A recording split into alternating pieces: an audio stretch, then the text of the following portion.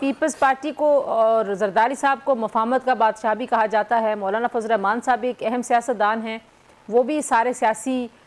منظرنامے میں بڑے متحرک رہے 26ویں آئینی ترمیم کے معاملے پہ بھی۔ تو آپ کو لگتا ہے کہ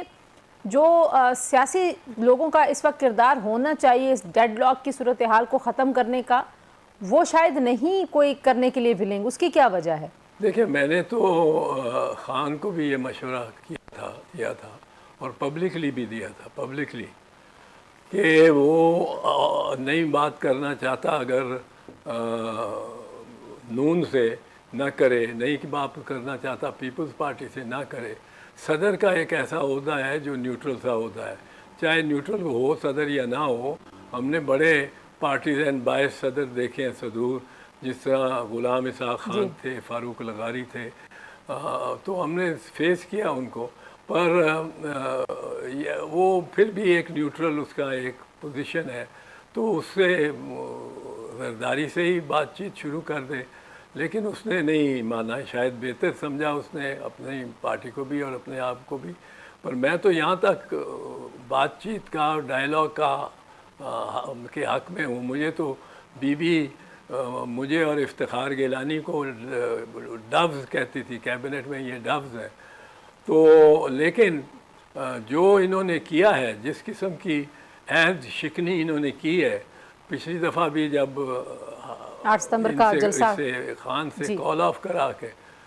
ختم کرا کے، پھر اس کے بعد اس کے 5 دن لائٹ بند، بجلی بند رکھی، گرمی میں اس کو رکھا، ہر چیز اس کے ڈینائی کی۔ ملاقاتیں کہتے ہیں اس دن ہونے لگی ہیں اور اس دن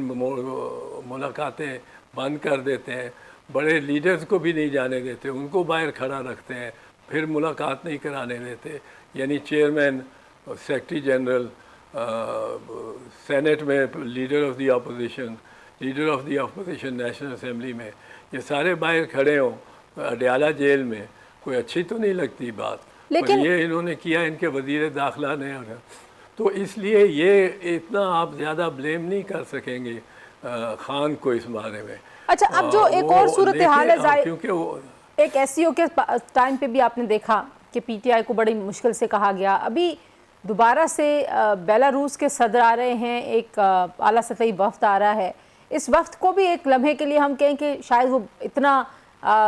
معنی خیز نہیں ہے یہ دورہ کہ اس کی وجہ سے پاکستان کی سیاست پہ بہت اثر آنے والا ہے، تو آپ کو نہیں لگتا کہ کوئی بیچ کا راستہ کسی کو تلاش کرنے کی اس وقت کوشش کرنی چاہیے؟ دیکھیں، اگر یہ کہہ دیتی حکومت کہہ دیتی خان کو کہ آپ خدا کے واسطے ادھر نہ کریں جلسہ، آپ کو ہم کہتے ہیں آپ پتوکی میں کر لیں، پر اور ہم کوئی یہ ہم آپ کو یقین دلاتے ہیں کہ کوئی کنٹینر نہیں لگے گا، کراچی سے لے کے پشاور تک کوئی رکاوٹ نہیں ہوگی، اس کے دور دراز علاقوں سے بھی کوئی رکاوٹ نہیں ہوگی، 2-3 دن کا آپ کو کھلا موقع ملے گا کہ آپ جلسہ اس طرح آزادی سے کریں، اس کا سٹیج بنائیں، اس کے سب خان چاہے جیل میں رہے، لیکن آپ پتوں کی دے دیتے اس کو، آپ کبیر والا میاں چنو کہہ دیتے کر لو، کوئی تو کچھ تو کرتے نا، آپ کہتے ہیں کہ یہاں سے آپ نے نہیں کرنا، اور اگر آپ سرجانی ٹاؤن سے پہلے انہوں نے 2 دفعہ بدلا، آخری شام کو انہوں نے سرجانی ٹاؤن دے دیا، جو کہ گڑھوں میں گڑھے تھے، جس میں یہ سوچنا چاہیے، یہ سیاستدانوں سے کر رہے ہیں، یہ ایک دوسرے کی پچ کو خراب کر رہے ہیں،